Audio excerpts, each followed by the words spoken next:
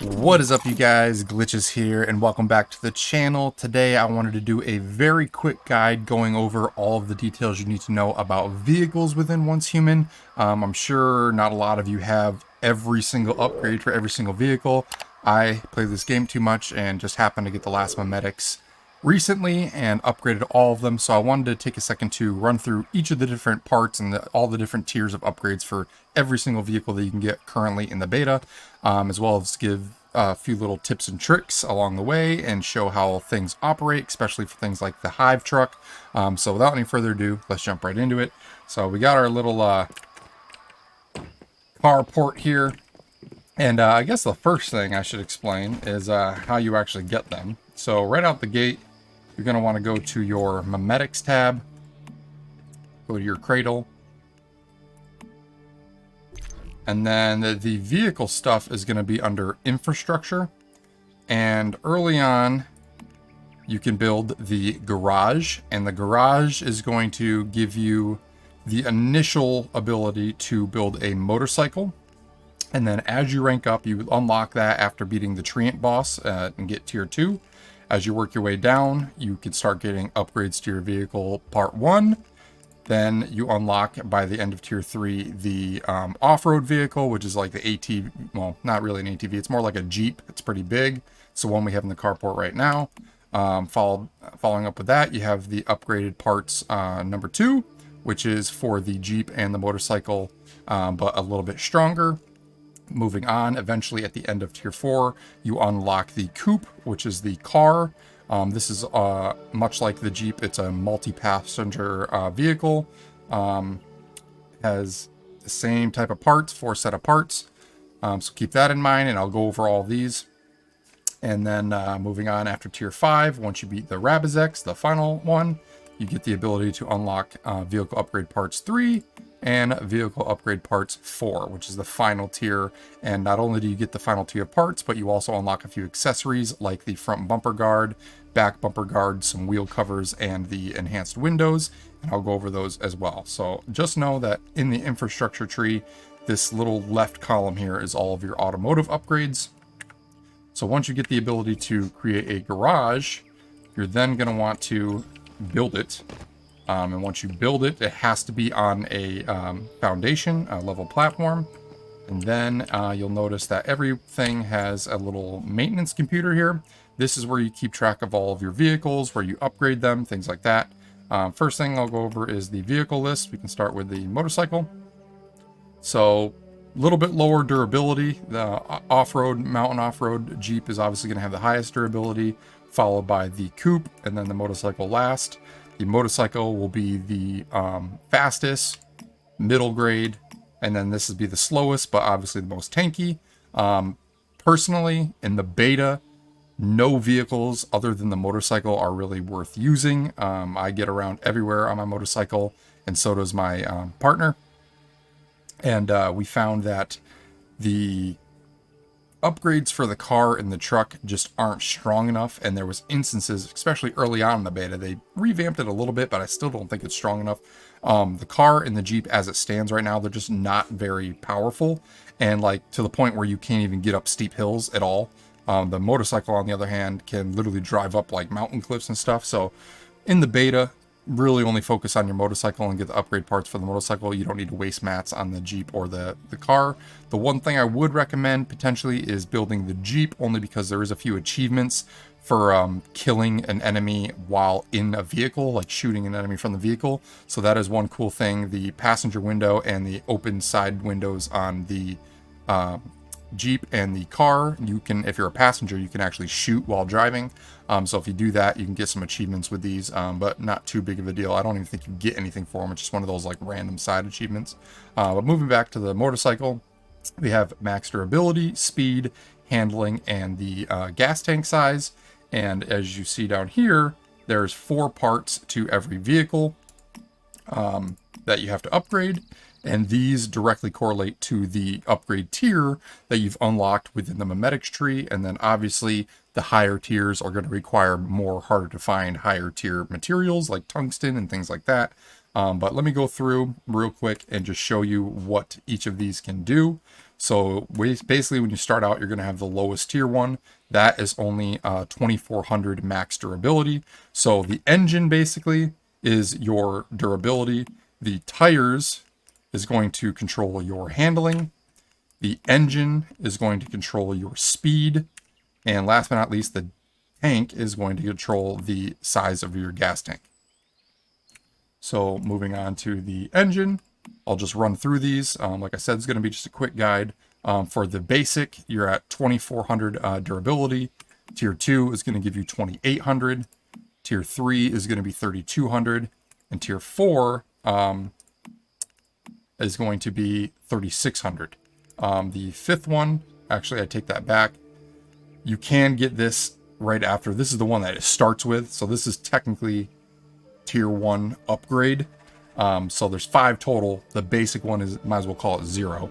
We have upgrade 1, upgrade 2, upgrade 3, and upgrade 4. But then the final upgrade is going to be 4000 durability. So that's going to max out the durability. For the tires, the basic default is 3.2. Upgrade 1 gives you 3.4. 3.6 for upgrade 2. Upgrade 3 is 3.8. And then upgrade 4 will make it an even 4.0. And that's for your handling. Moving on to the engine for speed. The starter one is 3.0. For upgrade 1, you have 3.2. Upgrade 2 is 3.4. Upgrade 3 rather is 3.6. And then upgrade 4 is going to be 3.8. So that is the max speed that you can get with the motorcycle. Moving on to the gas tank, last but not least, basic is going to be 2400.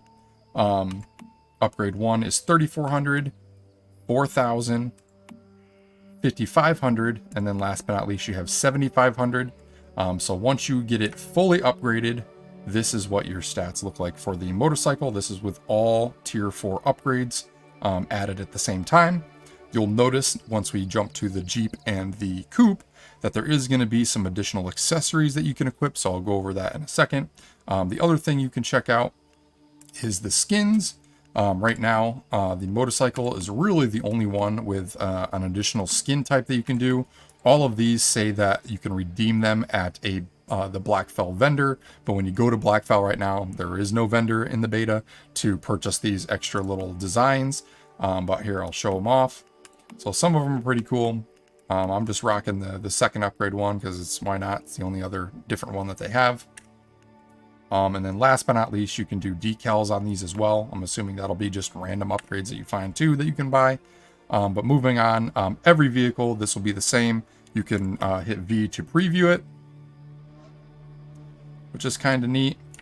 And then last but not least, G will be to repair it. Mine's at full repair right now, but you click that, and if any repairs do need to be made, a secondary window will pop up and it will show you the required materials. So just keep that in mind. And again, that will change based on the tier of the modifications you have on it. And you don't have to have all the same tier at the same time. Say you're short on materials. These are all broken up one by one. So I could have a tier 1 engine and a tier 4 gas tank or whatever. And so you can build up and you're not locked into an all tier 4 having to build all at once. You can do piece by piece. So keep that in mind. Moving back to the vehicle list, let's move on to the Retro Coupe. So for this one, we have basically the refined frame. This one doesn't have as many full upgrades because you unlock it later in the tree anyway. But basic for durability is going to be 4200. The alloy frame is going to be 4800 durability. The enhanced alloy frame is going to be 5400 durability. And then the advanced alloy frame is going to be 6000. So 6000 is the max durability for the coupe. Moving on to tires. The standard tires is going to be 2.4 for handling. The Pro tire is 2.6. Master tire is 2.8. And actually, here's a quick look at the materials. So you can see that it gets easier and easier as far as you go back. And then last but not least, the premium tire is going to be 3.0 even. When you have it fully upgraded, these are the stats. Well, actually, the stats will be slightly different than this only because I've equipped some of the accessories. So you have these things called pendants slots that you can add. You also unlock these as you saw in the memetics tree. Something tells me once you get further in Mimetic Street in the live game, or possibly even from vendors, we'll be able to unlock some way cooler accessories for these and kind of deck them out. But it doesn't really do anything other than reducing actually your handling. So putting this on reduces the handling, which you'd think would be bad, but it's only 0.1. But according to what it says protect the device installed on the front of a car that is designed to absorb and dissipate the energy generated by violent collisions to reduce damage to the front of the vehicle. Now, as you may or may not know, your vehicles can take damage. Lightning strikes love vehicles. You can leave it outside, and the next morning you're going to come back and find out that one of your tires is blown away. So try and keep it under cover, under a roof. We've got little underground alleyway tunnel on our base that we like to park them in, just so lightning strikes can't hit it. But just running into any hard objects like mineral deposits, if you're cutting through a field, something like that, you can crash, and over time it will damage it and the durability will go down and your tires can fall off. It is still drivable with one tire, but I will warn you, the handling becomes like atrocious. Like you can't turn at all, but it is possible. So putting on these, you get a little bit less handling, but you're less prone to taking a ton of front damage. And then, as you can see, you can also put one on the back. So you can do the same thing. That reduces it by another 0.1. So not a huge jump, but might as well if you want to keep the support. For enhanced windows, we unequip this. This actually increases handling. So this alone basically negates one of the bumpers. So you can throw that on, and that will not only tint your windows a little bit, but give you a little bit of a boost. And then last but not least, you have these wheel covers, outer hub guards they're called. We unequip this. That one reduces it as well by 0.1. But the description is it's a protective device installed on the outside of the hub, made of impact and corrosion resistant materials. It can protect the vehicle's tires from the impact of foreign objects and reduce the possibility of mud splashes, so you don't slide as much, and your tires don't take as much damage as easily. And so that's a good one, especially when you're using this in gunfights, like I said, where multiple people can like shoot out the passenger windows. If you're in a PvP fight, things like that, having as much little bits of extra armor, it does affect your handling, but it will allow the durability to last a little bit longer on these vehicles. So keep that in mind. I think the extra durability is worth the 0.1 change that you're getting in handling. You probably won't even notice it, honestly. But moving on to skins. Decals, again, don't exist in the beta, so I can't really show that off. For colors, they do have some cool ones for the car, but unfortunately, as I mentioned, none of them are available. They have this orange one, they have a blue one, they have the lively green one. I would love this one just because it kind of matches the Glitchiz logo. I like neon green. And then they have carbon fiber. This one's also pretty cool. So yeah, that's all the upgrades for the car and what the different tiers give you perk-wise. And then last but not least, for the personal vehicles, we can go to the Mountain Off-Road Jeep. This one can hold up to 4 passengers, and both the car and the Jeep have additional storage in the back. I forgot to mention that. You can open this up, and it's like a mini storage crate, so you can put a bunch of materials and loot that you find if you're doing extended farming runs in here, and you won't have to use your own personal backpack to take up all the weight. So it's got a decent carry capacity. You can just load a ton of stuff up in there. As you can see, it also has the 4 attachments. This one, for some reason, doesn't have windows. I'm assuming because the doors are off. So that's why this one's kind of blanked out. But you can put the tire covers and the front and rear bumpers on it. So I went ahead and did that. But moving on to the parts. For the refined frame, again, these are what do the durability. The initial one is 6,300. For the alloy frame, it's 7,200. For the enhanced alloy frame, it's 8,100. And then last but not least, for the advanced alloy frame, it's the max 9,000. Moving on to tires. Standard tire is 3.9. Pro tire is 4.1. The master tire is 4.3. And then the premium tire is going to be 4.5. And again, this will change by 0.1 or 2. So it's probably more like 4.6, 4.7 if I didn't have the bumpers and the car covers on. So keep that in mind. It'll probably be about 0.2 higher than this. Again, not really noticeable. Moving on to the engine. For the standard engine, it is 2.5 speed. For the sports car engine, it is 2.6. For the military engine, it is 2.7. And then the maxed out elevated engine is 2.8.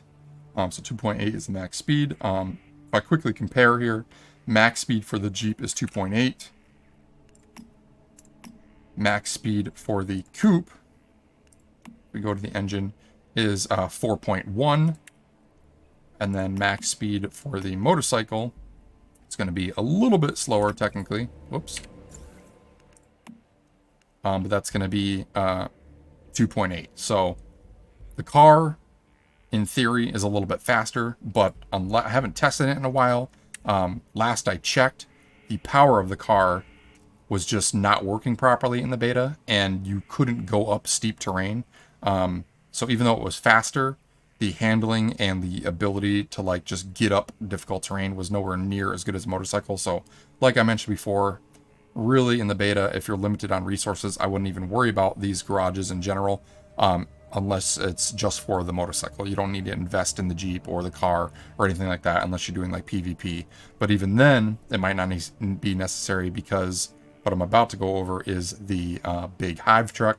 But quickly, before we go, last but not least, for the gas tank, it is 6,000 for the rusty oil tank.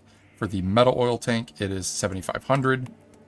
10,000 for the light oil tank, and then the alloy oil tank is 13,000. So definitely a lot more gas storage. It does burn through gas pretty quick. But that being said, you get an extra storage compartment and you can fit 4 people. So if you only want to have one driver and you and your buddies don't all want to drive around separate, you can just pool all your gasoline together and just all go at the same time. So that is a little bit handy. For skins, no decals, and really no paint options either at the moment, at least in the beta. I'm assuming once the full game comes out, there'll be a bunch more. But for now, that's all we got. Last but not least, well, before I jump into this, for the beginners, one thing I'd like to mention, this confused me when I was just starting out. This is really for like early beginners. Once you build the vehicle post and you have your motorcycle, for example, because that's probably what you're going to be starting out with, you're going to see the motorcycle on the launch pad, but you can't actually activate, like interact with it. And I was like, is something bugged out? Like, why can't I just get on my motorcycle and drive away? I even like built the garage around this with a ramp, and I'm like, oh, I'll just be able to jump on it and drive out. All this little platform does is display the vehicle, other than the Hive truck, because that one does drive right out. But your main 3 vehicles, this is literally just for display. So depending on what vehicle you have activated in your garage, right now I have the motorcycle, but you can click the coupe and then activate the coupe, so on and so forth. Whatever one you have active is the one that's going to show on the platform, and then to summon it, you just hit G on the keyboard, and anywhere that you are, you can just hit G and then place it like any other structure from the build menu, and it will just spawn in its place. And then this is the one that you could hop on and drive around and do what you want to do with. Hit G to add fuel. Quick little tip, if you don't know, the additional fuel storages, you can find these all over the place in broken down cars that are on the side of the road.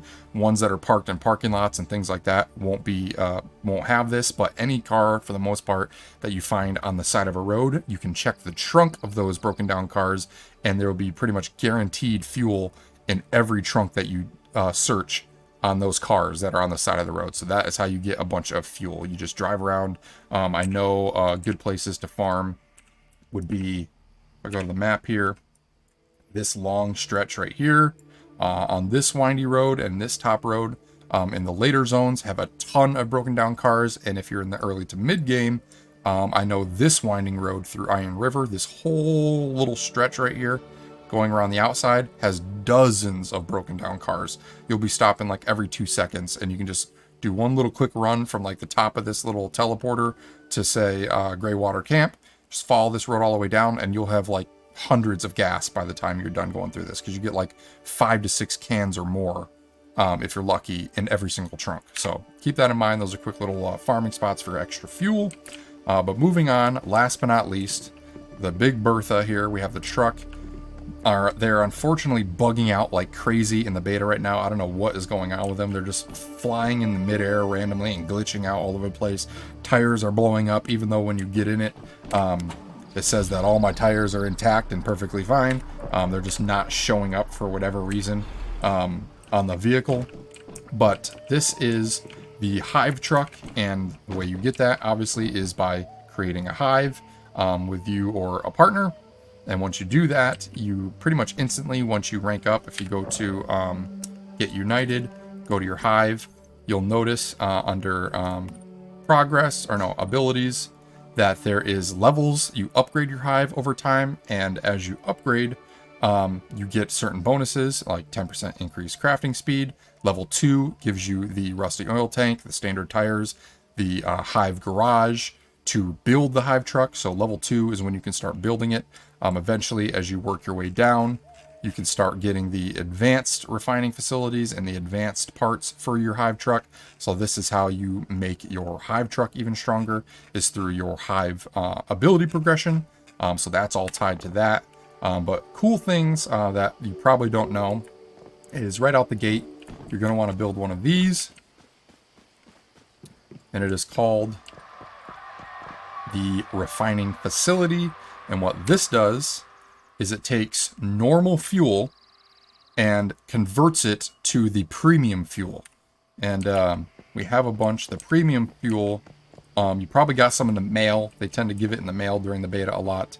I believe I have this in a refined ore here somewhere. I can show you. So here's what barreled premium fuel it's called. This is what it looks like. And this is the fuel that you exclusively use for that big Hive truck. And again, you get that by taking your normal fuel and putting it inside this little refining facility. And over time, just like the meat drying rack, something like that, you'll see that little bar increase over time, and it will slowly start converting. I think it's like 30 normal fuel for one premium fuel. But another trick, the easiest way to get tons and tons of this fuel for free, basically, is to go to your map and look for these Valley Frontiers. These are PvP zones that are controlled by different warbands in your area. However, if you're like us, you have a somewhat dead server where these bigger warbands that took over multiple locations, it's pretty much the same 3 warbands on like all of these facilities.